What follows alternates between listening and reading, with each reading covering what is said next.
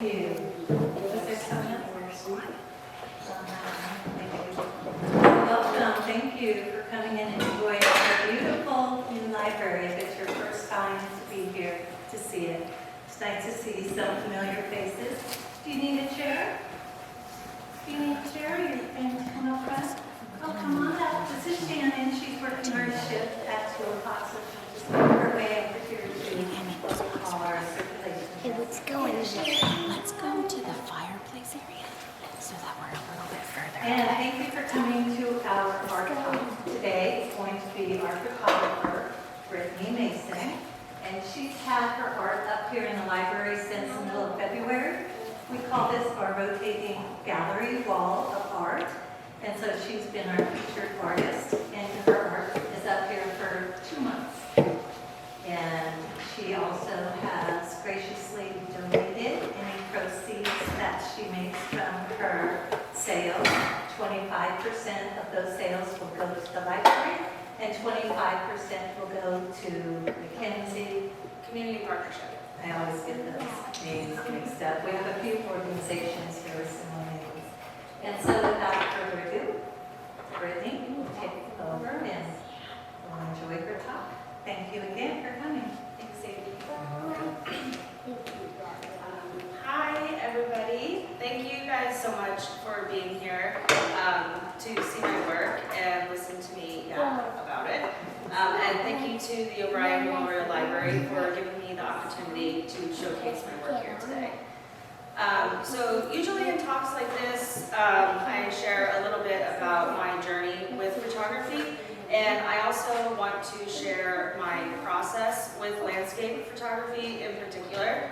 I dabble in multiple different genres, but landscape is the one that I've studied the most and feel the most connected to.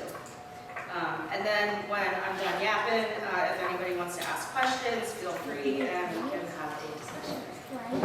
So my journey with photography began in roughly 2009.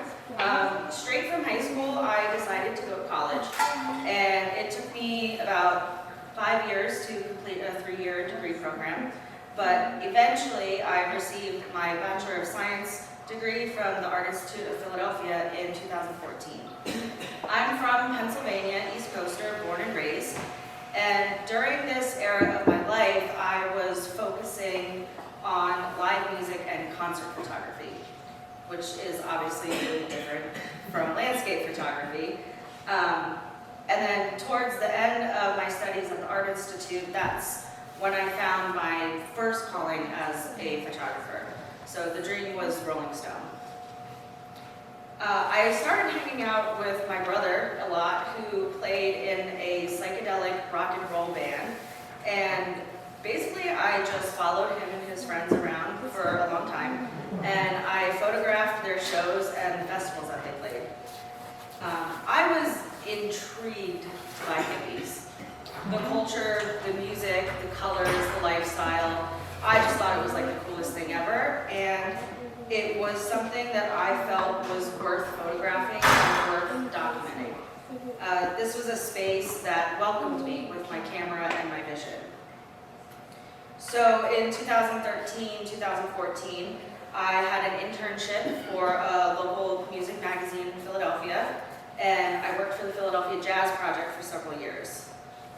After I graduated from the Art Institute, I did freelance work for local bands, mostly my brother's band, but that led to meeting other musicians and working for production companies as their photographer, who they would throw festivals and events in the summertime. And I did that from, I would say like 2012 until 2018, on and off. And it was awesome. It was a lot of fun. But then in 2017, my mom got sick and she passed away in September of that year. I had already lost my dad in 2011, and now my mom was gone, so I felt that it was a time for a change. The music scene was fun, but there was a lot of partying, and one tends to indulge too much. So I felt like this was a good time in my life to do a complete 180, and I decided to apply for graduate school in San Francisco. I was accepted into the program at Academy of Art University, and I did my first semester on campus in 2018. I started immediately working with local bands in San Francisco, and basically everything I did on the East Coast with bands, I did on the West Coast. And I made a lot of friends really quickly. It was very natural for me to just jump right back into the music scene.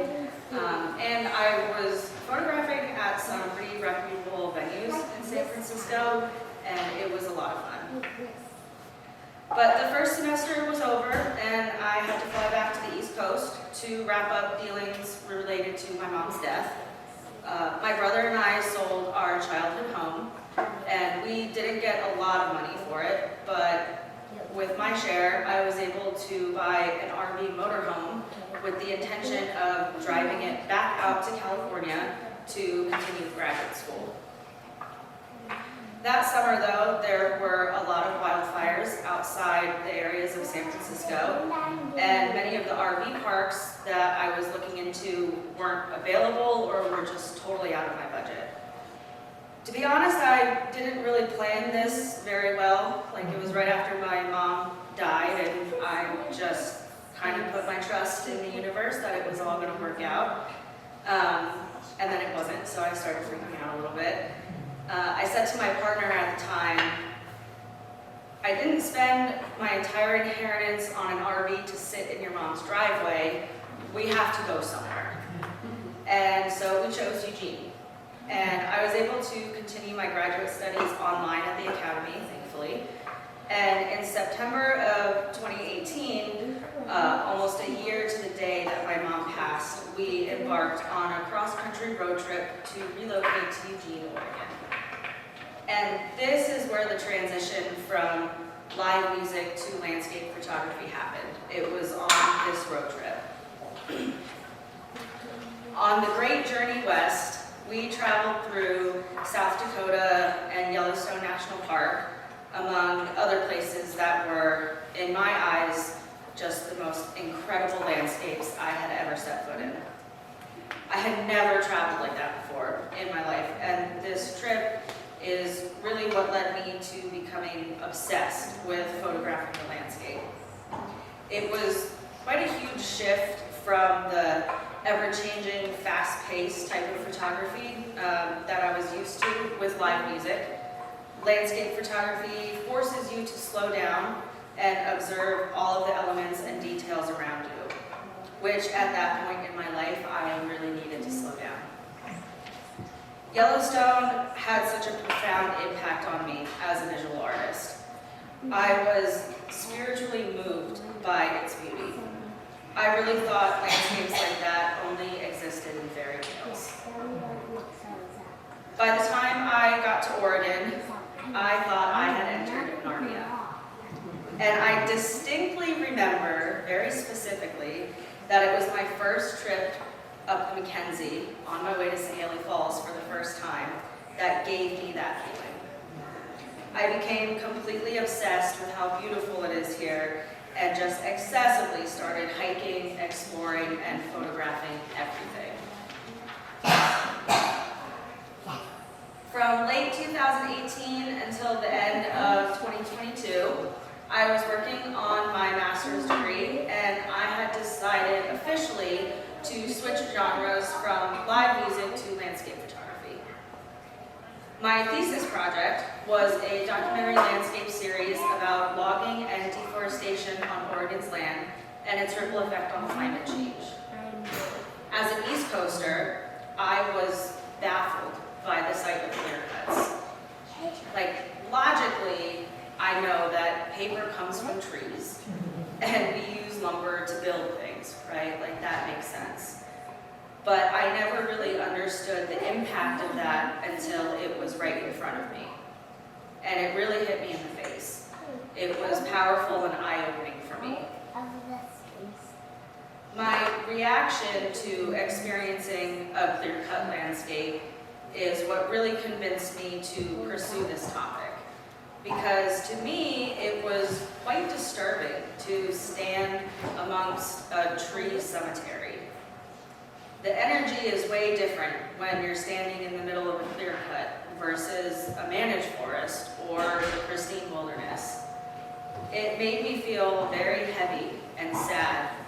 And my first instinct, naturally, was to photograph it so that I could better understand what it was that I was experiencing.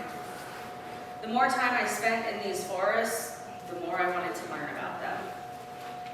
So for about 3 years, day after day, week after week, month after month, I spent my time perfecting the art of creating beautiful photographs of ugly landscapes. It was a really unique learning experience for me as an artist. Because this was a documentary emphasis project, as opposed to a fine art emphasis project, I did a lot of research about logging, deforestation, conservation, preservation, ecology, biology, you name it. For a while, I felt like both an artist and a scientist. What I was learning about the logged landscapes and hearing all of the controversy around it, especially here in Oregon, I felt really torn to choose a side when that wasn't my intention. My intention was to observe, survey, record, learn, and share my experience visually through my photographs. I wasn't trying to solve the world's problems, but I was trying to convey how this issue was impacting the world. That was hard, because it was impacting me. I could feel a dip in my mood coming home after a shoot. I noticed the light in my eyes dim a little bit each time I visited a new clear cut. There's a quote by photographer Richard Mizrak that says, "I've come to believe that beauty can be a very powerful conveyor of difficult ideas. It engages people when they might otherwise look away." I wanted to look the other way whenever I saw a clear cut, but I couldn't. However, for my own sanity, I switched my project up a bit and decided to add some visual variety into the series by exploring other types of landscapes in Oregon. My project now includes photographs of deforested lands, wildfire-affected areas, old-growth forests, the pristine wilderness, and sustainably managed timberlands. Adding these different types of landscapes to the project expanded my skills with learning how to study the light and what it's doing at different times of the day, different times of the year, in certain weather conditions, and how those elements correlate to the story I'm trying to tell. Surveying all these types of landscapes breathed new life into my thesis project and into myself. It allowed me the headspace to really study the landscape for what it was and tune into what's around me. As Shakespeare said, "The earth has music for those who listen." There is always one common denominator in all of my landscape photos. There's one element that ties all of them together. Whether it's a log landscape, a burn scar, or a majestic waterfall, there's something that all of my images have in common. All of my landscape images portray some kind of conceptual element that reveals how I was feeling at the time that I pressed the shutter button. I don't shoot what it looks like, I shoot what it feels like. And I do my best to take a lyrical documentary approach to my landscape images. Lyrical documentary is the best of both worlds, because you shoot with an objective documentary approach that emphasizes the photographer's subjective and emotional interpretation of the subject matter. Very often, I'll use formal elements and symbolism to convey deeper meaning beyond the literal documentation of the subject. I am shooting exactly what I see right in front of me, but I'm photographing it in such a way to emphasize how it makes me feel. So all of these images here are examples of me doing that really, really well.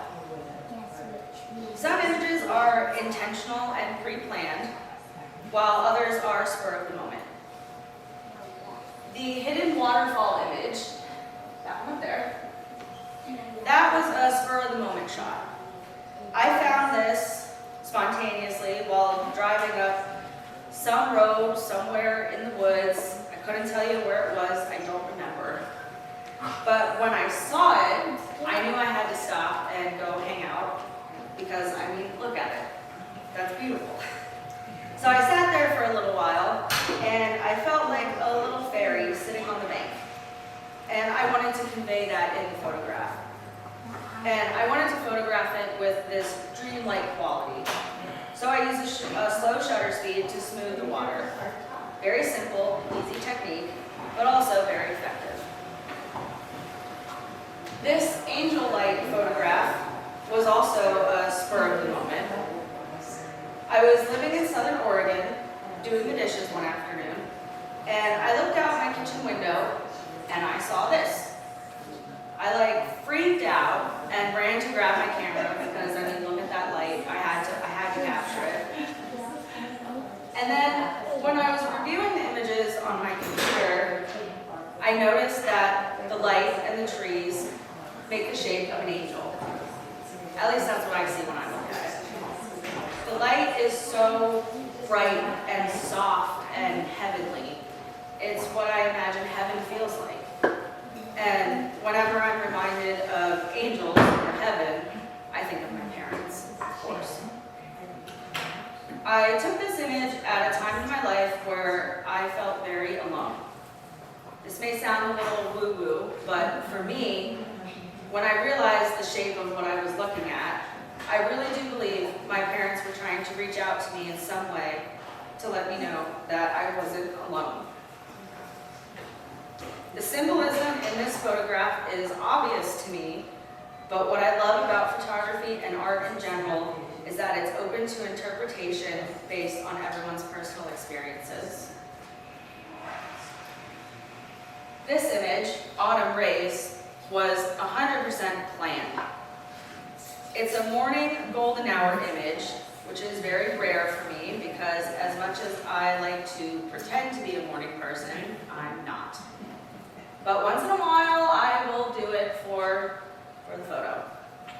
I intentionally went to this spot several times, scoped it out, it's called location scouting, and I waited until I got the shot that I wanted. Now, this particular image, I would personally categorize it as fine art rather than documentary because I did Photoshop some of the sun rays to kind of enhance it, but that's getting really nitpicky. This Coosa Falls Trail image, which is one of the images in my thesis project, was semi-planned. I had planned to hike Sahaley and Coosa Falls, which I do probably like a dozen times a year, but I didn't plan this particular shot in general. I found this spot somewhere along the trail. I'm sure I could find this one again if I looked. And I happened to just be sitting there, the right place at the right time, when the sun was speckling through the trees. One of the biggest rules in photography is not to photograph at high noon because the sun is really harsh and contrasty, but guess what time I took that? You gotta know the rules before you can break them. Ansel Adams, the grandfather of landscape photography, said, "A good photograph is knowing where to stand." One thing I enjoy doing a lot is going back to my favorite spots year after year and seeing it in different seasons, in different lighting conditions, and also seeing how my style has changed and evolved over the years.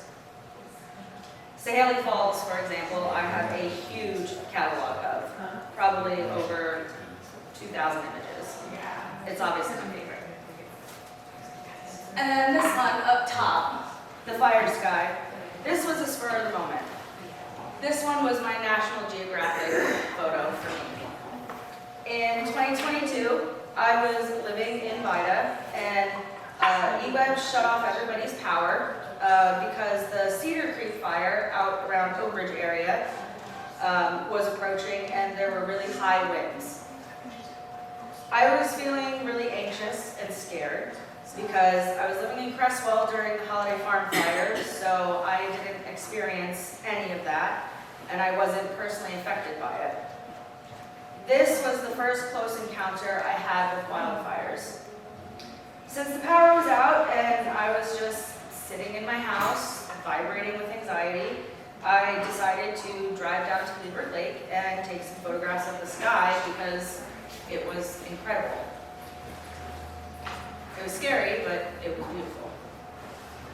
This image is really special to me because it showcases a category of landscape photography that I studied in school, but I never got to experience firsthand. It's an example of a sublime landscape, which by definition means a landscape that inspires a sense of awe, wonder, and a mix of terror and delight due to its vastness, power, and potential danger. I was feeling all of those things while photographing the incoming smoke and haze at Leeward Lake that evening. The colors in the sky are so beautiful, yet they signal danger. The trees and the water are in slight motion, yet it feels calm at the same time. It's very paradoxical, but both realities existed within the same frame, and I found that really interesting. It truly was the calm before the storm. So these are some examples of how I use mostly color and light, but other formal elements in photography to evoke emotion and tell a story. I feel personally connected to the scenes and the landscapes that I'm photographing, and I try to bridge that connection for my audience as well. I'll end this talk with another quote by Joe McNally, who is a freelance photographer that dabbles in multiple different genres like I do. He wrote a book called The Real Deal, and this quote from it perfectly and so accurately describes how I feel about my practice. He says, "It's always worst on the morning of the shoot, really, when I desperately hope, at least occasionally, that the client will call at the last moment and cancel everything. Then I won't have to go in once again and summon it. And be cool, be wise, be funny, direct the action, make decisions, rig up the camera, and peer at the world through a rectangle. I rummaged through the equipment cases on those days, searching not for a lens or a light stand, but for something much more elusive, confidence, or perhaps a way out. Maybe no one will notice if I just, leave. Maybe that's why landscape photography is so appealing to so many photographers. The rocks and the trees don't care if you leave or stay, if you bumble or stumble. The birds and the mountains have no expectation of you."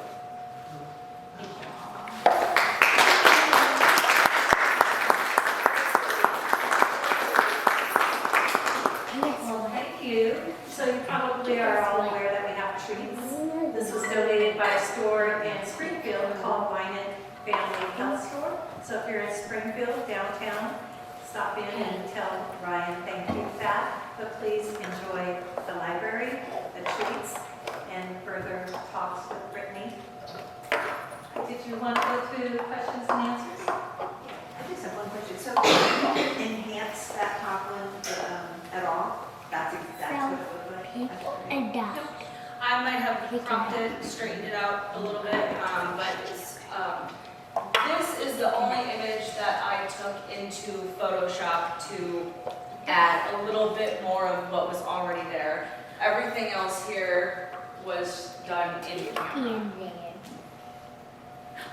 That's what it looked like. You have to find the matching headpiece. So I normally do most of the prints myself. I have my own printer, but I also outsource some of the larger ones at a print lab. It's called White House Custom Color. It's a professional print lab that was recommended to me by Bruce Berg, who was a photographer in Springfield that I worked for. I have more questions. I really appreciated the way you did your talk. I really appreciated your humanity. He's running. I feel touched by it. And I do have a question, but maybe Margaret, you should go again first. That was a joke. There's no magic hat. You take pictures, is that? So the curriculum at the Art Institute, so the Art Institute's closed for fraud. There were those schools. However, the curriculum at these schools was phenomenal. I was exposed to all types of photography, and at the time that I was in school, we were doing a lot of like studio stuff, and it taught me a lot about lighting. Even though I don't use any of that like studio equipment in what I do, I use what I learned about lighting everywhere that I go. So I was exposed to a lot of different genres and different techniques in school, which is, it was really important. I don't like the technical aspect of photography. I like the conceptual artsy-fartsy stuff, but looking back, I mean, you need to know how to use the tools correctly to be able to, capture what you want. So. Okay, so a very factual question that will maybe help me reframe is, your first degree, your undergraduate degree was in photography, but it was a Bachelor of Science. Yes. I'm curious about that. It was because of the analog darkroom aspect. So right before I graduated, I was the last class to learn the darkroom techniques before they took it out, and they switched it with video, I believe. So it's cool that I learned that, but I wish I also would have learned video too, because in terms of like a career, that would have helped me a lot more. But I really appreciate the traditional techniques that I learned, because that's where photography came from. And I mean, nothing beats a film camera. I mean, digital's great, but it's not a 4x5. I'm really glad that I was able to learn the roots of photography before they gutted it and then closed the school. The other question I have is if you have any of the pictures that really guided you, the clear technical ones that you could share with us today. Oh yeah. On your phone or. Yeah, on my thesis project is on my website, the whole thing, so it's great. I thought about displaying some of those specifically for the art talk, but I didn't. I'll just say, part of what I'm touched by is your feelings about your parents, and I just really appreciate the emotion with which you engage in your work and that you were willing to share that with us. Well, I'm a Pisces and I cry a lot. I'm a really emotional creature, and it guides me everywhere I go in my life. I'm very intuitive and lead with my emotions all the time, and it shows in my work. And the reason I went for a master's degree is because I learned a lot of cool technical stuff in my undergrad studies, but I felt like I was just on the brink of becoming an artist. I felt like I needed to learn how to be myself as an artist, and my master's degree, my thesis project really brought me out of my shell to kind of speak up for the things that are important to me and how it makes me feel, and to not be scared to say that.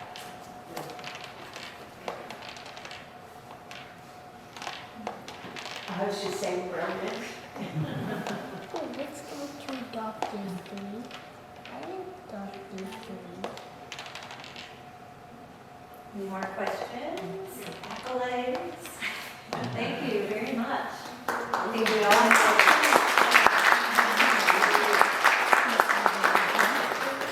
Also, this is the brother that I followed around for many, many years, and then I moved to Oregon and he followed me. And I do still photograph his dance. Can we talk more about the dance?